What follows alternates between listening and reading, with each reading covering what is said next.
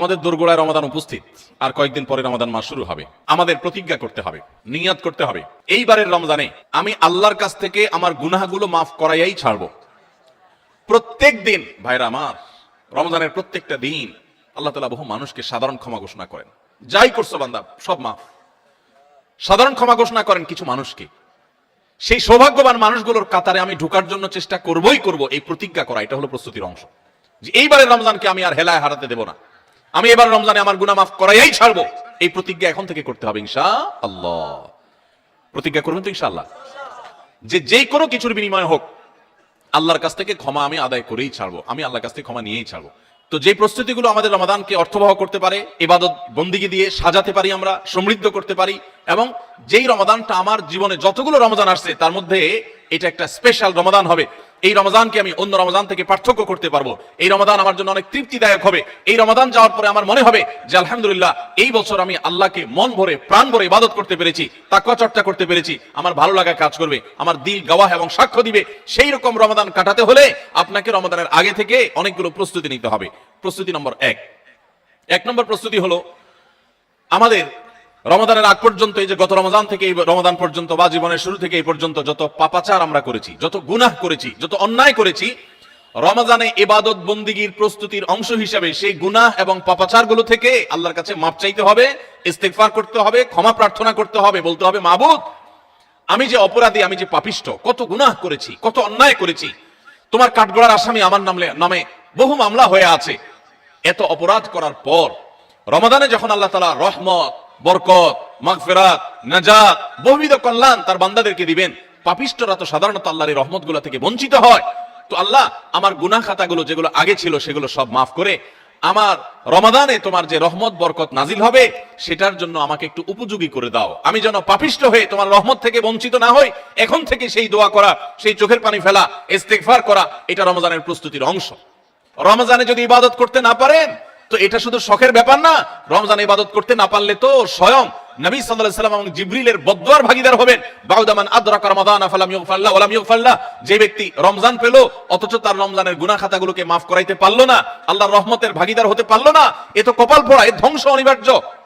তাহলে আমরা আল্লাহর রহমত থেকে বঞ্চিত হই, ধ্বংসের দ্বারপ্রান্তে চলে যায়। রমাদানে কত মানুষকে আল্লাহ মাফ করেন, আমি কপাল পোড়ার মতো সেই জায়গায় দাঁড়ায় আছি। আগে যা ছিলাম রমজানে তাই, একটু রোজা রাখলাম, একটু ইফতার করলাম, একটু সাহারি খেলাম, একটু তারাবি টুকটাক করলাম, বাস এ হলো আমার রমজান। রমজান চলে যায়, আমার চোখের পানি আসে না, আমার দোয়া আসে না, আমার কান্নাকাটি আসে না, আমার ক্ষমা প্রার্থনা আসে না, আমার তওবা আসে না, আমার ইস্তেগফার আসে না, আমার জীবনটা পরিবর্তন হয় না, আমার সংশোধন হয় না, আমার আত্মশুদ্ধি হয় না, আমি কপাল মতো পোড়ার মতো পড়ে থাকি। এর অন্যতম প্রধান কারণ হলো যে আমি সারা বছর পাপাচার করে আল্লাহর রহমত থেকে এত দূরে সরে গেছি যে রমাদানের আল্লাহর এই রহমতের উপযুক্ততা আমার হারিয়ে ফেলেছি। এজন্য শেখ সুদেশ তাদেরকে বলেছিলেন, আমার মনে হয় আমাদের গুনাহ এবং পাপাচারের কারণে আল্লাহর রহমতের উপযুক্ততা আমরা নষ্ট করে ফেলেছি। এই জন্য রমজান আসার আগে প্রস্তুতি হিসাবে আমরা আল্লাহর কাছে চোখের পানি ফেলে দোয়া করে আগের সব গুনাহগুলো মাফ চেয়ে নেই যে আল্লাহ রমজানের রহমতের উপযুক্ত হওয়ার জন্য আমার পূর্বের সব গুনাহ মাফ করে দেন। দ্বিতীয় যে করণীয় আছে রমজানের প্রস্তুতির অংশ হিসাবে, সেটা হলো রমজান মাসের যে ফজিলত এবং মর্যাদা আছে, রমজান মাসের রোজার যে মাসলা মাসাইল আছে, এগুলো এখন থেকে শেখা শুরু করতে হবে। তাহলে মানসিকভাবে আপনি প্রস্তুতি নিতে পারবেন যে রমজান আসছে। আপনি রমজান শুরু হওয়ার পরে যদি এবার মাসলা শেখা শুরু করেন তো শিখতে শিখতেই তো আপনার কয়েকদিন চলে যাবে, একটা মাস দেখতে দেখতে চলে যায়। এই জন্য রমজানের প্রস্তুতির অংশ হিসেবে এখন থেকে রমজানের কি মর্যাদা, রোজার কি মর্যাদা, মানুষকে ইফতার করালে কি লাভ, রমজান মাসে গুনাহ থেকে বেঁচে থাকার অপরিহার্যতা কি রয়েছে, রোজা রেখে যদি আমি গুনাহ করি তাহলে রোজার কোনো লাভ নেই, উপাস থাকার মতো, এগুলো আগে থেকে জানতে হবে, শিখতে হবে, বুঝতে হবে। রমজানের ফাজাইল এবং মাসাইল, রমজানের তাৎপর্য, মাহাত্ম্য, মর্যাদা কি সেগুলো জানবো এখন থেকে, এবং করণীয় কি সেগুলো আমরা ঠিক করব। আমাদের প্রতিজ্ঞা করতে হবে, নিয়াত করতে হবে, এইবারের রমজানে আমি আল্লাহর কাছ থেকে আমার গুনাহগুলো মাফ করাইয়াই ছাড়বো। প্রত্যেক দিন ভাইরা আমার, রমজানের প্রত্যেকটা দিন আল্লাহ তাআলা বহু মানুষকে সাধারণ ক্ষমা ঘোষণা করেন। যাই করছো বান্দা সব মাফ, সাধারণ ক্ষমা ঘোষণা করেন কিছু মানুষকে। সেই সৌভাগ্যবান মানুষগুলোর কাতারে আমি ঢোকার জন্য চেষ্টা করবই করব, এই প্রতিজ্ঞা করা, এটা হলো প্রস্তুতির অংশ। যে এইবারের রমজানকে আমি আর হেলায় হারাতে দেব না, আমি এবার রমজানে আমার গুনাহ মাফ করাইয়াই ছাড়বো। এই প্রতিজ্ঞা এখন থেকে করতে হবে ইনশাআল্লাহ।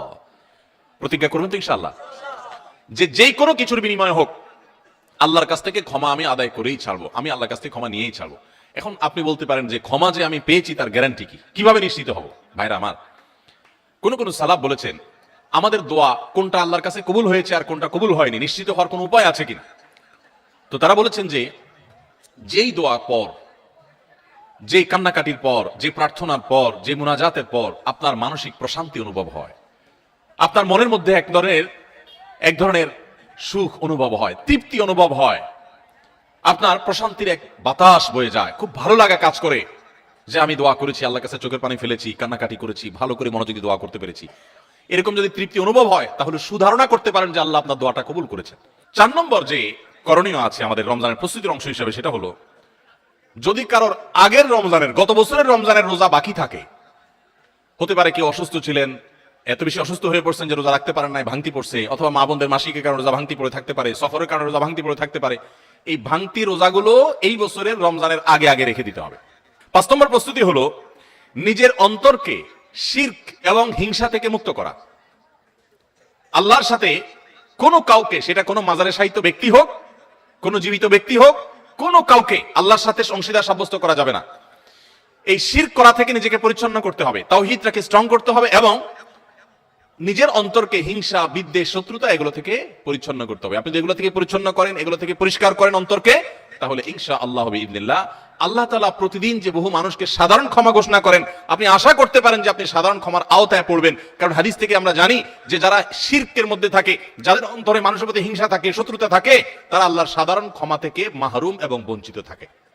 6 নম্বর প্রস্তুতি হলো বিশেষ করে সামাজিক যোগাযোগের মাধ্যম এবং আমাদের মোবাইল ফোনগুলো নিয়ন্ত্রণ করে ফেলতে হবে, যেগুলো আমাদের ইবাদত বন্দেগীর ক্ষেত্রে বড় ধরনের বাধা সৃষ্টি করে। অনেকেই আছি যে সোশ্যাল মিডিয়ার আসক্তিতে আমরা এরকম ভয়াবহ একটা পর্যায়ে, যে আমাদের ইবাদত বন্দেগীর ক্ষেত্রে সবচেয়ে বড় বাধা হলো আমাদের এই ফেসবুকের নেশা, টিকটকের নেশা, ইউটিউবের নেশা, মোবাইলের নেশা, গেমসের নেশা। অন্তত রমজান মাস উপলক্ষে আমরা আমাদের এই সমস্ত বিষয়গুলো থেকে যদি বেরিয়ে আসতে পারি, এটা হবে সবচেয়ে বড় কার্যকর পদক্ষেপ, সবচেয়ে বড় প্রস্তুতি, সবচেয়ে বাস্তবসম্মত প্রস্তুতি। 7 নম্বর প্রস্তুতি হলো গত বছর, তার আগের বছর রমজানে আমি ইবাদত কেন করতে পারি না, কি কি সমস্যা ছিল। আমার অমুক দোস্তটা, ওর কারণে তারাবিটা পড়া হয় না, কারণ ও ওই টাইমে ফোন দেয়, আড্ডা মারতে বলে, অথবা তমুক কারণে আমার পড়ালেখাটা হয় না, অমুক নেশার কারণে হয় না, কি কারণে হয় না, প্রত্যেকেরটা আলাদা আলাদা। আমার গত রমজানে আমি কোরআনটা পুরো ভালো করে সুন্দর করে খতম দিতে পারি নাই কেন, শুরু তো করছিলাম কিন্তু শেষ করতে পারি নাই কেন। আমার গত রমজানে যে তারাবি কয়েকদিন মিস হয়েছিল, সেটা কেন মিস হয়েছিল। আমার গত রমজানে যে ভালো কাজগুলোর পরিকল্পনা ছিল, সেগুলো কেন হয় নাই। সেই বিষয়গুলো আমাদের চিহ্নিত করতে হবে, খুঁজে বের করতে হবে, বের করে এইবারের রমাদানে যেন সেগুলো রিপিট না হয়, সেগুলো যেন পুনরায় দেখা না দেয়, আগে থেকে সিদ্ধান্ত নিতে হবে এবং প্ল্যান করতে হবে। এই জন্য গত বছরের সমস্যাগুলো চিহ্নিত করে সেগুলো থেকে এবার দূরে থাকার চেষ্টা করতে হবে। এটা হলো 7 নম্বর প্রস্তুতি। 8 নম্বর প্রস্তুতি হলো রমজানের যে আমলগুলো আছে, রমজানের ওই যে বললাম 27টা স্পেশাল আমল আছে হাদিসের আলোকে, 27টা। রমজানের সবচেয়ে বড় আমল কি ভাই? রমজান মাসের সবচেয়ে বড় আমল কোনটা? সবচেয়ে বড় আমল হলো রোজা রাখা। রোজা রাখার চেয়ে বড় কোনো আমল আছে? রমজানের দ্বিতীয় আমল হলো রাতে তারাবি পড়া, তৃতীয় আমল হলো কোরআনে কারীমের তেলাওয়াত করা, আল্লাহর কাছে দোয়া করা আরেকটা আমল, উমরার তৌফিক থাকলে উমরা করা আরেকটা আমল, নবী সাল্লাল্লাহু আলাইহি ওয়াসাল্লাম রোজা রেখে প্রচুর মিসওয়াক করতেন, সেটা আরেকটা আমল, শেষ দশকে ইতিকাফ করা সেটা আরেকটা আমল, শেষ দশকের বেজর রাতগুলোতে ইবাদতের চেষ্টা করা সেটা আরেকটা আমল, লাইলাতুল কদর পাওয়ার চেষ্টা করা আরেকটা আমল, লাইলাতুল কদর পেয়ে গেলে আল্লাহুম্মা ইন্নাকা আফুউন তুহিব্বুল আফওয়া ফা'ফু আন্নী পড়া আরেকটা আমল। এই রকম 27টি আমল স্পেশাল আছে রমাদানের জন্য, যেগুলো কোরআন এবং হাদিস থেকে প্রমাণিত। তাহলে সেই আমলগুলোকে এখন থেকে টুকটাক করা শুরু করার চেষ্টা করা। একটু নফল রোজা রাখেন, তাহলে রমজানে যে রোজা রাখবেন ওটা সহজ হবে। এখন থেকে রোজা রাখার অভ্যাস করেন, নবী সাল্লাল্লাহু আলাইহি ওয়াসাল্লাম বিশেষ রোজা রাখতেন, আপনি এখন থেকে দান সাদকার অভ্যাস শুরু করে দেন, প্ল্যান পরিকল্পনা শুরু করে দেন। এইটা হবে রমজানের প্রস্তুতি, যে রমজানে যে আমলগুলো করবেন এখন থেকে সেগুলো শুরু করে দেন। ওই যে বললাম দান ও গায়ে প্রস্তুতি গ্রহণ করা হবে এবং দেখবেন আপনার রমাদানে অনেক অর্জন করার সুযোগ আপনি লাভ করেছেন। তাহলে 9 নম্বর প্রস্তুতি হলো চার্ট করা, শিডিউল করে ফেলা, পুরো রমজান মাস কিভাবে কাটাবেন তার সারাদিন সকাল থেকে রাত পর্যন্ত একেবারে পুরো শিডিউল। 10 নম্বর হলো শাবান মাসের শেষ দিনে 29শে শাবান পশ্চিম আকাশে চাঁদ দেখবেন, এটাও রমজানের প্রস্তুতির অংশ। আমরা আমাদের ছোটবেলায় গ্রামে চাঁদ দেখেছি, এখন মানুষ চাঁদ দেখে না, দেখে চাঁদ আকাশে দেখে না, চাঁদ এখন মোবাইলে খোঁজে। কোথায় খোঁজে? মাগরিবের পরেই মোবাইল হাতানো শুরু করে দেয়, এই রমজানের চাঁদ দেখা গেছে, ঈদের চাঁদ দেখা গেছে কিনা, চাঁদ দেখা কমিটি কি বলছে, ফেসবুকে নিউজ আসছে কিনা দেখো। আর 11 নম্বর এবং সর্বশেষ প্রস্তুতি হলো আল্লাহর কাছে ইবাদতের জন্য দোয়া করতে হয়। আমাদের পরিকল্পনা আমরা করতে পারি, কিন্তু তৌফিক তো আসলে আল্লাহ দিবেন। এই জন্য আমার পরিকল্পনাগুলো করে আমি বলবো, আল্লাহ আমি চার্টও তৈরি করেছি, রমজানে মাসালা জানার জন্য বইও কিনেছি, আমি কোরআনও তো রেডি করেছি, তেলাওয়াতও শুরু করে দিয়েছি, টুকটাক নফল রোজা রেখে আমার প্রস্তুতিও শুরু করে দিয়েছি, আমি আমার জায়গা থেকে যাহা করতে পারার আমি করছি মাবুদ, এবারে রমজানটাতে তুমি আমার একটু ইবাদত করার তৌফিক দিও। ভাইরা আমার, আপনারা অনেকেই অনেক স্বাদ জীবনে আস্বাদন করেছেন, আড্ডা মেরে বন্ধু বান্ধবের সাথে একান্তে কাটিয়ে বিভিন্ন রকমের কাজ করে মজা অনেক লুটেছেন। আল্লাহর শপথ, রমজানটাতে যদি আপনি ইবাদত করে কাটাতে পারেন, রাতভর একটু চোখের পানি ফেলে তাহাজ্জুদের সময় সাহারি খাওয়ার পর 10টা মিনিটে যদি একটু কাঁদতে পারেন, আল্লাহর কাছে মাপ চাইতে পারেন, আপনার কাছে পৃথিবীর যে কোনো কিছু তৃপ্তির চাইতে অনেক বেশি তৃপ্তিদায়ক হবে এই আল্লাহর কাছে একান্ত মুহূর্তে কান্নাকাটি করা, দোয়া করা, ইবাদত করা, ইস্তেগফার করা, আমলে মশগুল থাকা। আপনি সেই জিনিসটা করার পরিকল্পনা এই বছর রমাদানে নেন, চেষ্টা করা যাবে না ইনশাআল্লাহ।